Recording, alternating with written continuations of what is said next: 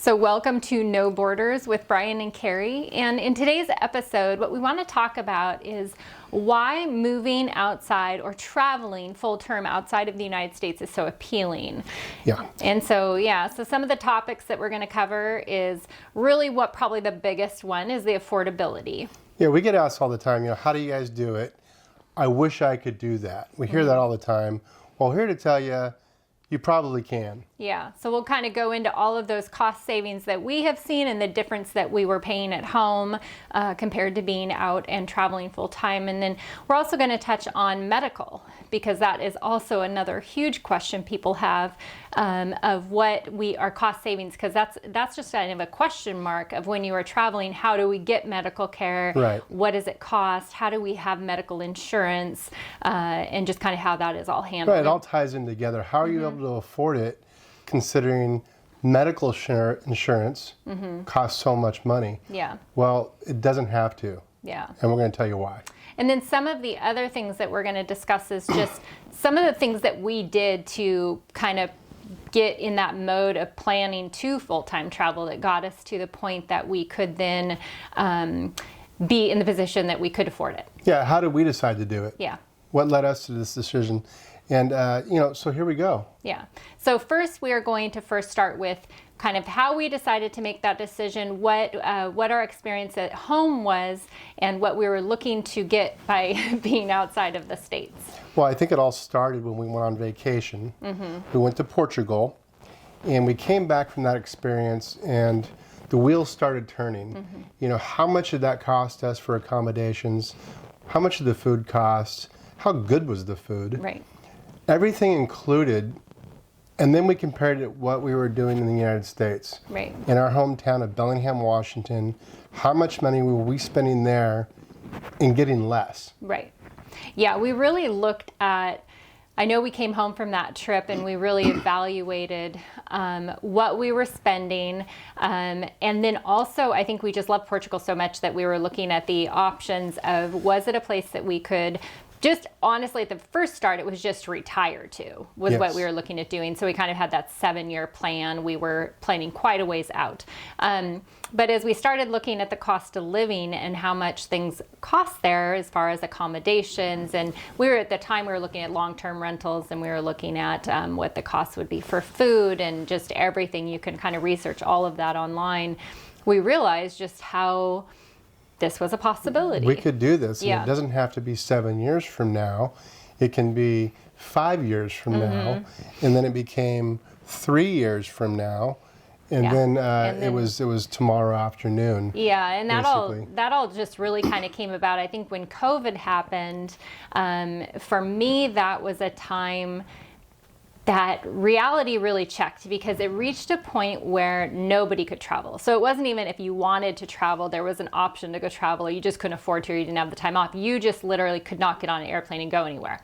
Right. And that feeling to me became, in a sense, claustrophobic, because I just felt like if I wanted to go, I couldn't go. And what now if something happens? Because, I mean, we're both in a situation, we're both 53. Our parents are both getting older. And there is going to come a time, be it with our parents or kids or something could happen that then potentially would take that opportunity away.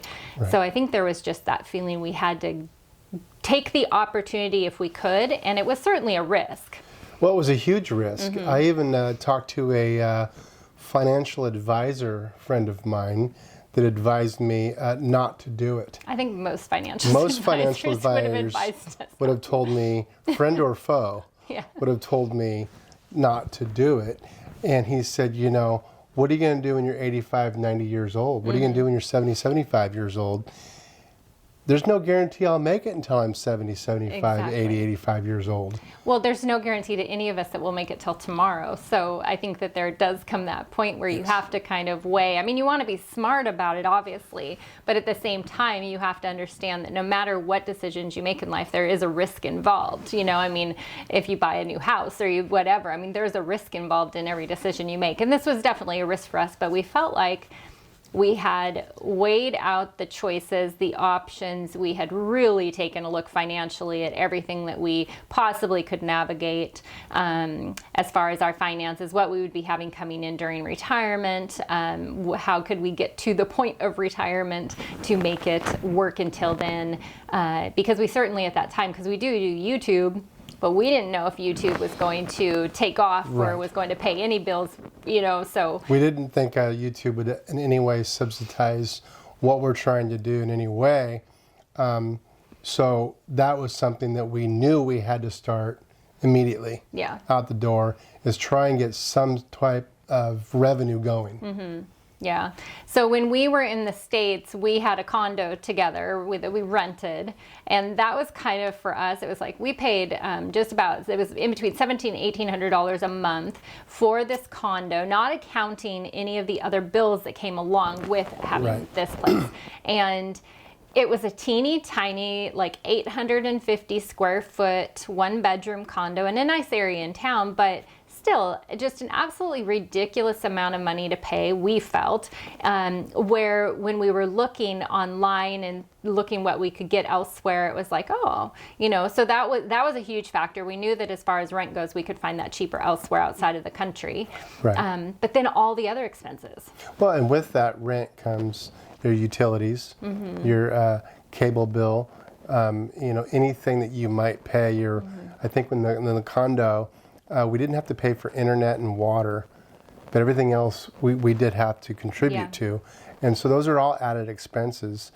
We started looking at our vehicles, our car insurance, the amount of gas we put in our car, those expenses, cell phone bills. Yeah. We started looking at all that stuff, and we tried to scale back on those things as much as we could before we were leaving. Yeah. Just to see if we could do without. Right. And we decided we could. We could, and we were definitely able to be saving some money, so that was really an advantage. I had always been that way as far as putting money away, but with that came so many things that we gave up too. We would, friends would be going out to dinner and they would invite us out, and we would say, well, we'll meet you afterward for drinks, because let's face it, going out anywhere, especially where we live, is incredibly expensive to eat out. And that was something we just didn't work into our budget if we wanted to save money at all. Just even if we were just looking to travel, we needed to be saving money. Our friends actually stopped inviting us to go out because they knew we would say no. Well, they would just say, do you want to meet for drinks? Yeah, you want to meet for drinks about 8:30. We'd say, that's pushing our bedtime, but we will meet up with you, yes. Yeah. And we would go. Yeah. So I think we did a lot of prep and planning in place to kind of find the things we could cut out. And then, so as we started to look, and so I would say that our budget when we were living in the States, each of our budgets was probably around $1,800 a month with a car payment and rent and everything, because we split everything. Yeah, I'd say. So we were at $3,600 a month. Yeah, at least at the low end. I'd say on the low end of that. And that's not including any extras. That's not a trip. That's not anything going into that extra or eating out for dinner. Exactly. We didn't work in entertainment. Yeah, I would say that it was closer to probably $2,000 each. Yeah. If you start adding all the nickels and the dimes. Yeah. So we were probably in between $36,000 to $4,000 a month was what our living costs were. And so when we started looking at what it would cost us to move outside of the States or to travel full time, and we were realizing that we initially went in with a budget that was definitely less than what we're spending now, but not by a lot. We went in initially with a budget of $1,200 a month each. Yes. And we're still similar to that. It really depends on our location. But at the time when we saw $1,200 a month, that just seemed unreal, that we could be traveling full time and seeing the world and spending $1,200, which is just a tiny amount compared to what we were spending. Compared to what we were spending, yeah. And we also realize that, we're not going to go experience a vacation in Portugal. We're going to be living in Portugal. That's what we were thinking at the time. Yeah. So, if you're vacationing, it is going to cost you more money because you're doing vacation type things. We weren't doing vacation type things. We were sightseeing, yes. We may go do a sightseeing paid excursion if we felt like it was needed. Yeah. But we really did go in with the idea that we're going to live in this environment. Right. So it'd be the same as living at home, just somewhere else where you're occasionally doing something exciting and fun, Right. but you're not every day going out and doing what you would typically do on a vacation time. Right. Yeah. So, yeah, I think that we just definitely found right away that it's like, okay, this is feasible, this is doable. And we started to explore that more. And we got into then, we actually started the process where we were going to stay in Portugal. Right. And we started that whole process of getting permanent residency there. And then you had come home from work one day. I came up with a great idea. Well, no, you Yes. came home from work and I said, how about we go tomorrow? Oh. Well, your idea of slow My travel. idea was slow travel. Yes. Right. Yes. Your idea was let's leave in the next 4 or 5 months. And both great ideas, Yes. by the way. Yeah. Actually, I think yours was a better idea than mine because I was unprepared for that. But I immediately said, yes, let's go for it. We weighed out the pros and cons of leaving early, worst case scenario. And for me, it was a 20-second decision. It was very quick. We both were Yes. on board very quickly. I think because we had already done the prep and planning process and the Right. talking about it and thinking about it. And then once again, being in kind of weird, we were honestly still in the midst of COVID. It wasn't like we had come out at all of that. And so I think we were just ready to go now that the airports had opened again and people could fly. And so, yeah, we both just gave about 3 months notice to our jobs, and we shortly after that left. That was it. Yeah, that was it. Okay, so let's give some examples of what costs less and how much less. I mean, we can start with rent. That's the Yeah. obvious one. Right. You know, we were paying between $1,700 and $1,800 for the one bedroom condo, and now we're paying anywhere, depending on where we're at. In Vietnam, it was $450 a month. Yeah, I think we were like 425 in Yeah. Vietnam. Was our lowest ever. And it was a cool spot. It was It was awesome. a cool spot. You know, and then in Florence, we'll spend, you know, $1,500. That was 17. 1,700. So pretty comparable in Florence. The place was much bigger, Yeah. but so it depends on where you're at. But we knew we could knock off $700-800 a month just in rent alone. Yeah. Yeah. So we, then some of the other costs. So rent, we've definitely, in general, we can save, but rent is one area. So when we first started and we were in Spain and we're heading out and we're super excited to be on the road and we're like, we can cut corners on accommodations. Yeah. How much time will we be there? We can, since we're traveling, we won't care where we're living. We quickly learned that that's not the case. Yeah, That it matters. there's certain creature comforts that we're not willing to do without. We always had a wash machine, but we didn't have any outdoor space, and we didn't have a comfortable bed, which is hard to couch. come by anyway. You know, yeah. Yeah, and So- it's hard to honestly know that in a picture. But we've become a little more selective. We've been a little more picky about, I wouldn't say location. We've always done very well with location. But we've become more picky about really looking at all the features that a place has. Yeah, we've upped our budget on rent a few $100s. Not astronomical, Yeah. but a few $100s.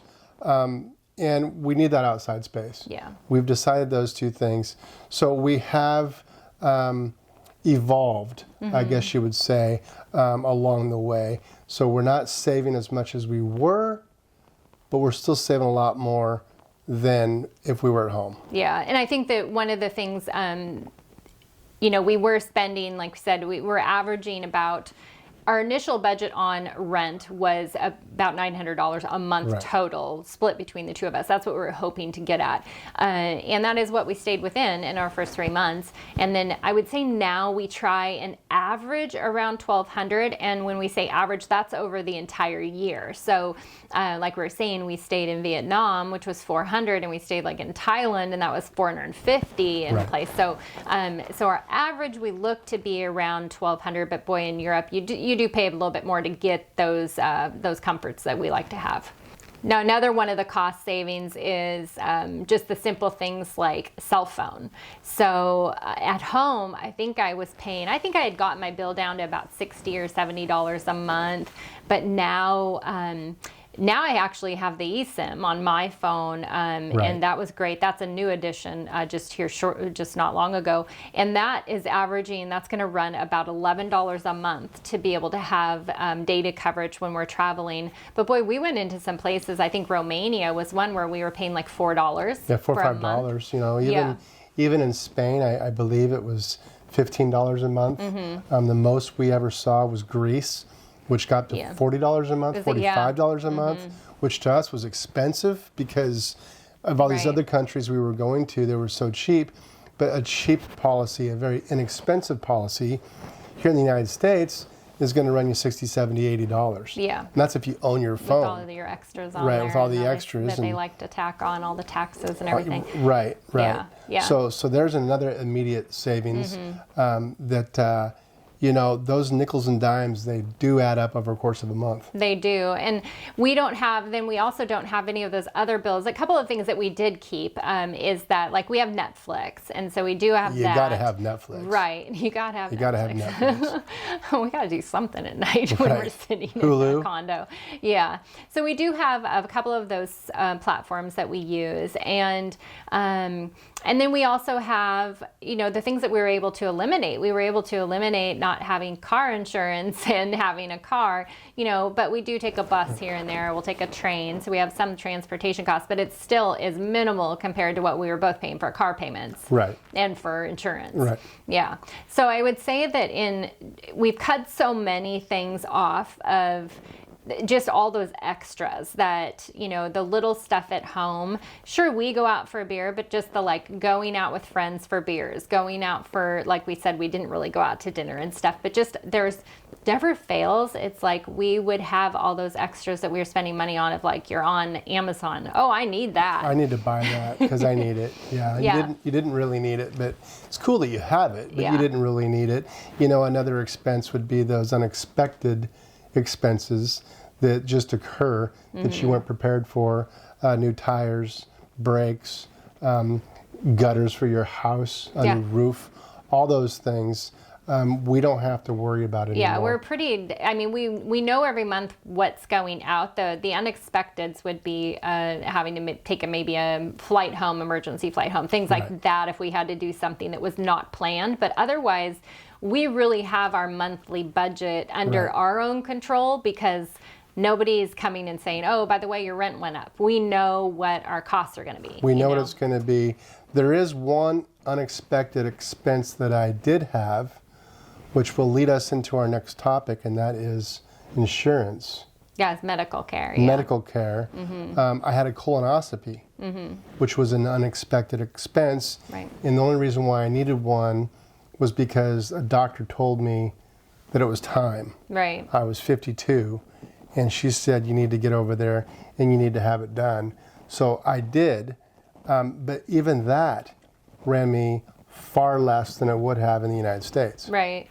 And that's so kind of on that same subject. So that's a concern of people is traveling outside of the States to what are they going to do about medical care? I think it's for so many people, it's kind of that great unknown. And honestly, for us, it was a great unknown too. We had no idea what to expect. And I remember our first experience, we'll get back onto the whole colonoscopy and the other experience we had there, but we were both in Portugal, and I absolutely will just add, I absolutely detest going to the dentist. Probably like 90% of people out there. I know it's weird. I love it. It's weird. It's a good time. But you had I broke a tooth. You broke a tooth. I was eating popcorn. Yeah, and then we found a dentist to go to in Portugal, and so Brian kind of tested the waters out, and I was the guinea pig. You were the guinea pig, and we went and found this dentist, and it was like, wow, this is great. I mean, it was such a nice facility, way nicer, you know, than most of the places I've been in the States. Right. And then you booked a cleaning, and then I found out how much the cleaning was, and so I booked a cleaning, and then I ended up 2 days later having my crown fall off. So what are the chances? But thank you for testing out the dentist for me. I tested it out for her. So I felt comfortable. She felt comfortable going in. And I think we each paid $125, $120, I think. $130, Yeah. something like that. Yeah. Each for, I had my tooth fixed and a cleaning. And you had your crown I think they have a replaced. flat rate for here's your cleaning cost and here's a treatment cost. And that's what it's going to be. So, but that was, you know, I mean, we didn't know going into a dentist in Portugal, you have this idea in your head for some reason that it's going to be just so, I don't know. I and mean, that's an unexpected expense that we had. But that same procedure with medical insurance in the United States is going to cost us 4 times that. Oh, easily. Yeah. So that's something that we've just come to realize that we are insured globally, but there are certain things that our insurance won't cover. Yeah, but that's okay because it's so inexpensive, it comes out of pocket. Yeah, our insurance that we carry covers us for major medical. It doesn't cover us for any of those going into the doctor to just for a regular doctor checkup. But we knew that was a choice. You can add that on, but we just felt that from our experience now so far, it's so affordable to just go in and see a doctor if we need to see them that it's, you know, there's no reason to add that on. So what about a health check? Well, we'll tell you. Yeah, so we because had we each did have a health check. Yeah. Quite the health check. In Thailand, we went in and they have a whole well, they just have a program that you can go online and you can, we had kind of heard about it, so it was interesting and we wanted to look into it. And so you can go online and they have listed all of the different procedures that you can have done. So you can have an a la carte package where you get to pick out what you want done, or you can pick out a package, like the silver package, the gold, platinum package, and then you pay accordingly for that. But what was so interesting is it was nothing that in my life I've never had the experience where anywhere in the States where you could have this done, or at the price that we paid. At the price we paid. And so we went in, and it was so cool because you didn't even have to make an appointment. We just showed up that day. We go into the hospital. That's where they do it at, and it's just first come, first serve, basically.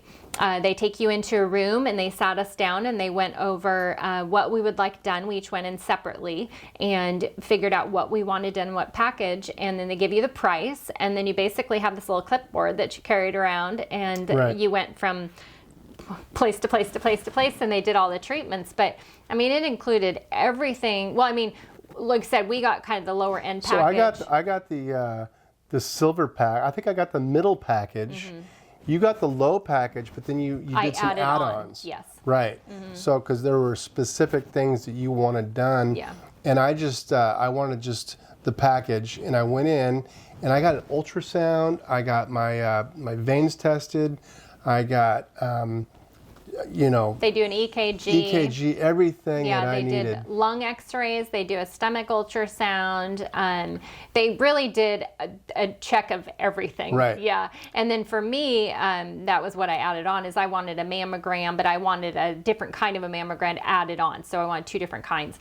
And so my package with add-ons was $240. And yours was $280. Mine was $280, I think. The one thing they didn't check was my memory. So I am not sure, but I think it was about $280. That'd be great if there was. That would be so cool. Yeah, I'm sure there's something. That might be really expensive. But yeah, and we got it all done in a day. So in the morning session, you have all these tests done, about 10, 12 different tests, your blood tests, all kinds of things. You leave for about 2 or 3 hours, come back, and you meet with the doctor, and they go over all your results. Yeah. Now, they went over Carrie's first. We went in together. Very nice doctor. Very nice doctor. And they go through it. They don't just look at your results and then kind of go, oh, you're good to go, maybe look at this. She goes through every single test and tells you where you need to kind of work on things. Well, she went through every one of Carrie's tests and said, yeah, you're good to go. Then she went through my tests, and before she started talking to me, before she even really opened my folder, she looked at me and kind of gave me the old, the evil eye. Didn't she tell you something about the American American diet? Brian, you need to get off the American diet. Now, I think I'm height weight proportionate. I'm naturally thin. That doesn't mean I always eat right. And she could tell through my tests. So she gave me the results, and nothing. Watch your sugar intake and stop drinking beer were her two concerns. Yeah. And then her recommendation, because of my age, was the colonoscopy. And I reluctantly walked across the street. When we were done, scheduled an appointment. They wanted to get me in 2 days from that day. And I was like, whoa, hang on. You need to give me some time to prepare for this. Well, and literally you had to mentally prepare for it and physically prepare for it. Drink the yummy juice. So 3 days after, 3 days later, I went in all ready to go, if you know what I mean, and walked out of there with a clean bill of health. Fortunately, I don't have to go back for another 10 years. Yeah. But, and that's what cost me $800. Yeah. Now, if I had done that in the United States with my medical insurance through my work, it probably would have been free. Right. Maybe a with copay. Your insurance, yeah. So I did kind of mess up there. I probably should have gone and done that while I was at home working my job, but I didn't. But with that being said, I did look up how much it would cost in the United States without insurance. And it ranges, depending on where you live in the country, between $2,500 and $4,500. So $800 seemed like a bargain. Yeah. Yeah. So, I mean, medical in general, the experience we've had, and I've also seen a dentist in Turkey, and we're going to be heading back and finishing up my procedure there. So far, I'd have to say that our experience has been wonderful. We've had zero concern level whatsoever. And it really just kind of made us feel like wherever we traveled, if we do have to go into a clinic or into a doctor's office, we don't have any concerns of that. Yeah, we'll be taken care of. Now, we had never been to a country that the local person says, yes, our medical insurance is really good. There's no problems. That's never been said. No. There's always an issue. If you're from the UK, there's something. If you're from Canada, there's long waits. If you're from the United States, will your medical insurance cover this? If not, how much is it going to cost? If they do cover it, how much of it are they going to cover? Right. I actually went to the doctor with a shoulder injury, and the doctor talked to me, looked at me, poked around my shoulder, and said, I want to get you in for an MRI. And I said, great, let's get this taken care of. So that copay was $35. Now I've got to go in for an MRI. That's going to cost me $50 because it's a specialist. I don't have to pay for the MRI because I've got this terrific health insurance. My doctor calls me a week later and says, your health insurance company has denied your MRI. They don't think you need one. Okay, so I call my insurance company and ask them how this could be. And they said, well, they have a doctor on staff, and their doctor does not believe that you need an MRI. Yeah. And I go, how would that doctor know if they've never met me? If they didn't even know what I look like. No, they just looked at the chart and decided I didn't need it. They thought that maybe I need physical therapy first, or I needed to stretch. Stretching's not going to work. I do stretch. So physical therapy, I asked the lady, now, you can see my record there. When was the last time I was at the doctor? Before recently. Well, it's been about 5 years. So you've gotten 5 years worth of payments, totaling who knows how much. I'm not sure what my company paid, but we're talking probably near $1,000 a month. And for a $1,500 MRI, I get denied? And she said yes. It's so frustrating. Yeah. So, I mean, in general, our experience has been that we knew that if we wanted to walk outside of this, if we wanted to go anywhere outside of the country and we needed medical care, we needed anything done, that we could just walk in and get an appointment probably to get that. We felt pretty confident that any treatment that we needed, we would be able to find. And there would be good care. And good care. In the countries that we have visited up to this point, which have been upwards of 20 different countries. Right. Now, we have not been to the UK. We have not been to France. We've not needed health care in Canada. So we do understand that there are other countries that may be in the same situation we are here in the U.S. Yeah. We're just telling you that we have been to places where we walk in, same day, we get outstanding care for a tenth of the cost. Right. And the places, the one thing I would say, because we, when we do our videos on YouTube and we have locals watch from those countries, and they will comment and say that's not their experience. Now, as a foreigner coming in, we're not going to the public hospitals usually and the public clinics. You're usually going to a private place. So I will say that. So we, like our place that we went in Thailand, we could have chosen to go to the public hospital, but it was a little bit more, and you went to the private one and it was just nicer. So we did choose to do that. So I would kind of throw that in there, that we also understand that in the countries that we're visiting, the locals may not get the same level of care as a tourist coming in sometimes, because we are able to go and just pay out of pocket for private care. Right, Yeah. exactly. So now staying on that same topic of medical, one of the questions we get a lot is about prescription meds. Yes. And how do we fill prescriptions? And our experience so far has been anything that we've needed to walk into a pharmacy and get. Of course, nothing's been a heavy prescription or anything. You do have an inhaler. Yes. But before we go on to inhaler, like any other thing that we've needed as far as that is at a pharmacy, they just get it for you and you buy it. And it's usually, I say fraction of the cost a lot, but I don't even know how to even compare it, because it's way less than we would even pay for a copay here. Right. So. I can compare it Yeah. because of my inhalers. Now, in the United States, I would get an inhaler. It's a monthly inhaler, twice a day, once in the morning, once at night. That would cost me $45 a month copay. I don't know how much they cost. $250 is what somebody at one point told me. I don't have that covered anywhere else I go in the world. It's out of pocket. And it's ranged from $5 to $17 out of pocket.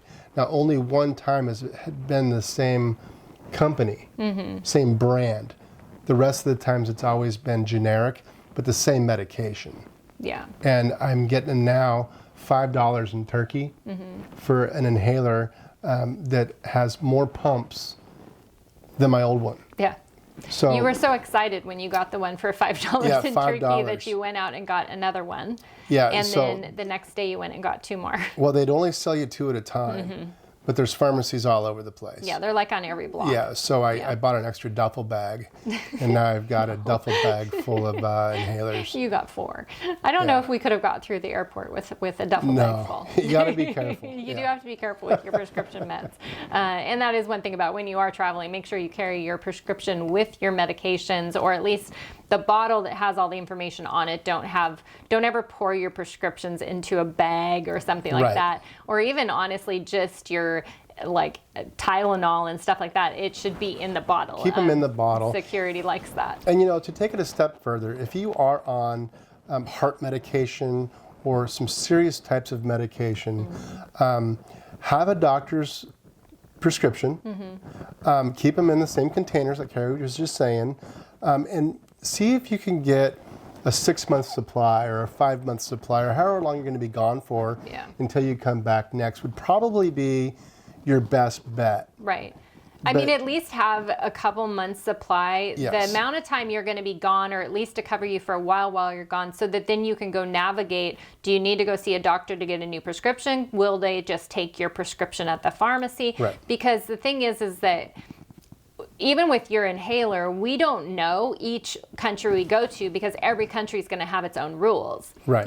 So I mean, when you were in Croatia and they required you to have they wanted to see the actual prescription on the box that that it came in, and luckily you had that. But that ended up not even really being needed that much. And so, every place that we go to, we never know for sure. We never know for sure. Yeah. And that's for something as simple as an inhaler. If I didn't have an inhaler, I could live without it. If you have something more serious, talk to your doctor. Well, and do that research beforehand. Yes. Okay, so that's how we save money on medical. Now, what other ways are we saving money? Yeah. So one of the ways that we for sure save money, and we knew this going in, was that we stay in a location for 28 days at least. And there's a reason behind that, is that when you, for instance, on Airbnb, and you try and book a place for 28 days, very often that place is almost half the price because you are booking it for a month. You get a significant savings, especially if it's off season. And so but that's not just the only thing. I mean, there's just a lot of benefits to moving slower, and that's something we're going to kind of go into in our next episode about slow travel and why we slow travel and all the benefits that come with it. Yeah, there are a lot of benefits to it. But yeah, the slow travel, it's also a lifestyle. It's much more relaxing to be in one place for a month and really take in the community that you're staying in for that month. Right. Okay, now in every episode, we're going to have a question and answer, probably multiple questions and multiple answers. Yeah. We ask a lot of questions on YouTube. We try and get to all of them. We do get to all of them. Yeah. We also thought it would be a good idea to answer some of them here, because these questions come up a lot. Well, and they're questions, I mean, when we answer one person's question because they asked it to us on YouTube in a video description or a video, there's no guarantee that everybody goes through and reads those. So we're hoping this might answer some of those questions to everybody. Right, it'll hit a wider audience. Yeah. Right, so the first question that we get quite often is, how do you decide on where to go next? Okay. So yeah, and when we are deciding where to go next, there's actually a lot of things that go into that. So it's not just a quick process at all. Where I think that if you're just at home and you're like, we want to go on vacation, where should we go? That place would be cool to go to. Yeah, and then you just start planning. Right. But for us, it's like there's so many things that have to line up. And so we usually have ideas of places we want to go. But when we land on the ground somewhere, it needs to be a place where up until now, it needed to be a place that we could be for 5 months. So not necessarily in that exact location, but that we weren't taking another long haul flight in that 5 months to get somewhere else, because that keeps us in our budget, right? Keeps us in our budget. Yeah. Planes and trains. Right. No planes, trains and buses. Right. Yes, that's our goal. That's our goal. Sometimes it's a little hopper flight, but they're usually inexpensive as soon as at least we're to the main area. And then we look at, so first we're looking at the cost of what it would cost us to get there.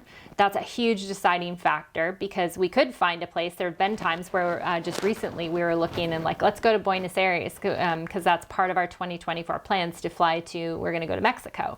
So we looked to go to Buenos Aires, and just to get to Buenos Aires and then to get back home, because we'd only be there for a month, it was going to run us each around $900 to $1,000 just in flight costs. Right. Well, that's absolutely ridiculous and blows our budget. So that was out the window, right? So our first deciding factor is how much it's going to cost us to get there. And then soon as it seems feasible and I've found good airfare and we've kind of found like, okay, that's affordable, then we start looking into what kind of availability is there for the housing that we would like. And we could get there, but are we going to be able to get the kind of condo that we're going to be happy in for a month's time? Right. And so say we can find the condo that's a perfect fit, then the next step is that I check the cost of living in that location. So the general cost of living is like, what's the grocery situation like? We always look at what a beer is going to cost. How much is a beer going to cost? How much is a beer in the grocery store going to cost? And how much is a beer to go out and have a beer? Because that's really kind of our fun that we like to go do, is go and have a beer. So if it's out of range, which we've definitely gone to places that's out of range, but so there's so many multiple steps to figuring out where we're going to travel to next, and just how we line it all up. Okay, so the next part to this two-part question, since there's so much that goes into it, how far in advance do you start planning? Well, I mean, we start planning, so we just did a video on our 2024, and so we have a general idea of what our 2024 is going to look like. And we already start looking, like I said, when we were talking about Mexico, which isn't until next fall. Right. And we were talking about Buenos Aires, and so I immediately look and I'm like, okay, well, what would it cost us to go to there? And so that already nixnayed that out. So if you look at it in that aspect, you're starting, 8 months out, sometimes a year out, as far as just getting an idea just of what our kind of getting path the wheels is gonna turning be. Yeah. on the path that you're going to take. Now, we're not booking anything.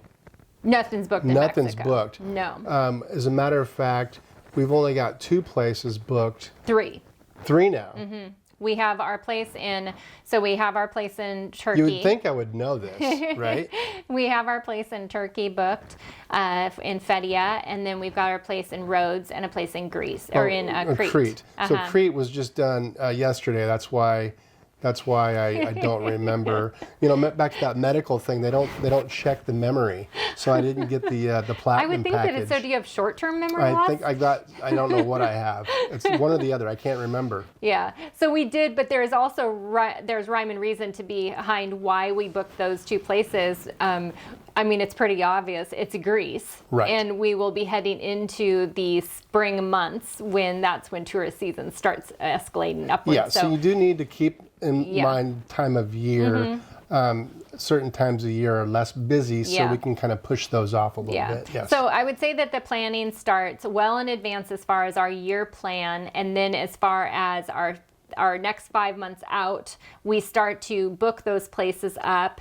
If I see that availability of places is starting to dwindle away, I'll kind of heart places on Airbnb, and if I see, that place is gone, then we know it's time, we've got to jump on something. But we really try to push out the planning process as far, like booking process, as far as possible, because we've really learned that we like to have the availability or the flexibility to change our ideas and change our mind. Yeah, which has happened. Yes. Which has happened. Yeah, because you might be someplace, like we haven't booked our final stop in Turkey, which is supposed to be Bodrum, but we're, to me, I'm kind of like, I really feel confident we'll be able to get a place there. And so we haven't booked anything right now, because what if our minds change? Yeah. Well, if you booked a place that's not refundable, which most Airbnbs aren't, then you're kind of tied into it. So so we like to hold off as much as we can, but I would say that it really varies on where you're going and everything. So, well, Carrie is a pro. I've gotten really good at it after 2 years. She's gotten really good at it. I try and jump in to help, and she goes, Brian, just go sit down. There's a method to my madness. There's a method to her madness. So that is also a video that will be coming out very shortly here on YouTube. Carrie's method to her madness. It's to find how we find such great deals for flights and kind of the process about that. Right. But yeah. All right. Well, we hope that this was helpful and that you enjoyed this, and that you will stay tuned for our next episode where I'm not really sure what the topic's going to be yet, but I'm sure it's going to be super exciting. It's going to be a good one for sure. All right. Cheers. Cheers.